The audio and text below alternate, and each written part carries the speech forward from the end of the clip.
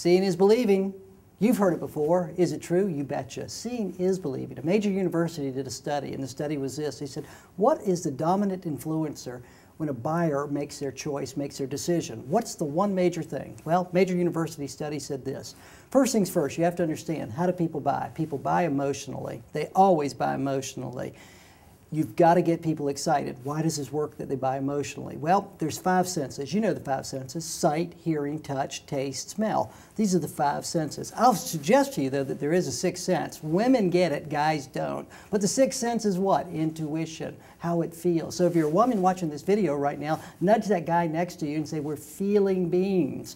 But at any rate, here's the way that it works. We process all of our information through our sight. 89%, they say.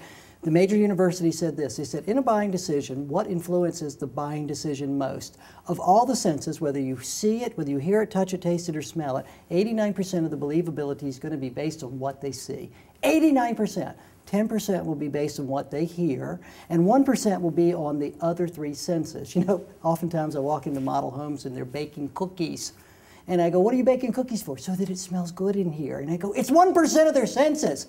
Betty Crocker, you can bake all the cookies you want, but that's not going to cause a person to buy. What causes a person to buy is 89% of the believability is what they see. And so the rule is this: of all the steps of the sales process, demonstration is the single most powerful point that you can do. Why? Because you've got to get them out on the site. They must see it in order to believe it. They must see it in order to experience it. They must see it in order to get excited about it. And so you've got to take them out. Why? To show them the floor plan, to show them the location. You can spend hours, weeks, days, and months in that sales center, in that selling arena that you have there, and you can talk them to death. You can talk them to death. But the bottom line is only 10% of your influence is going to be on what they hear. You've got to get them out on the site. Again, what does Tom Ridgey say? The more you cite, the more you write. Bob Schultz has a quote here. He says, the more people I take out, the more qualified people I take out on the site, the higher my income will go.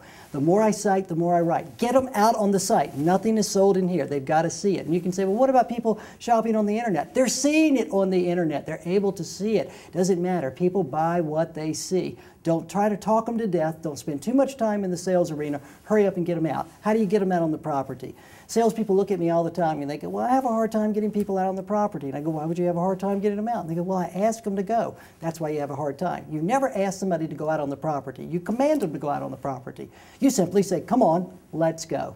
Come on, let's go. And you turn and you walk out the door. You see, the average salesperson does this. Very timidly, they look at the prospect and they go, well, if you have just a few minutes, if you're not too busy, if you don't mind, I'd love to take you out and show you something.